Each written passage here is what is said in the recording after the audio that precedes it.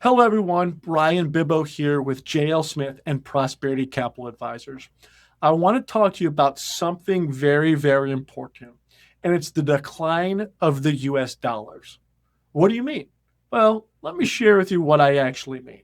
If we go back in history in the year 1950 and we had $1, and that $1 purchased a basket of goods at that time worth $1, well, that $1 of purchasing power today is now worth 7 cents. So, what do I mean is, yes, it lost 93% of its purchasing power since the 1950s. And if we go back even farther, it's an even worse statistic.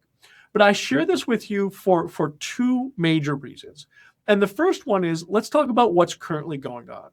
As of late 2025, early 2026, the Federal Reserve has been injecting billions of dollars into the repo market. Bryan, what's the repo market?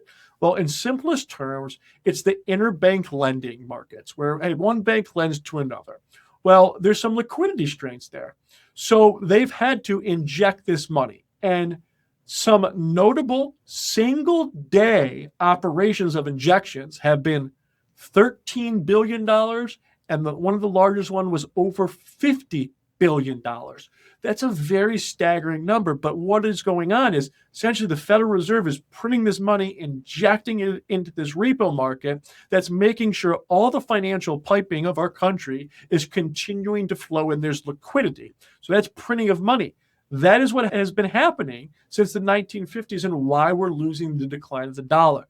The second point I want to make is cash historically has been one of the worst performing assets. If we look at the last 20 years, in 2008, it was great to own cash because it didn't go down. And that's always the thing I hear is, Bryan, I hold on to so much cash because, well, it's not losing money in the market. I understand what you're saying, but think about what you're actually losing. You're losing purchasing power every year.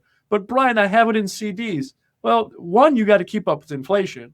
Two, is that CD interest rate, is that interest taxable on your tax return? And third, the decline of the dollar. Holding onto cash could be detrimental to your long term. Now, we strongly encourage you in your now bucket to have that safety and that liquidity. Some people like to have 10 grand in the bank. Some people 100 grand, or maybe even have planned expenses coming up. We're all for that. Don't get me wrong by any means. But if you're sitting on a bunch of CDs or you have some excess cash, we need to start thinking about doing something differently.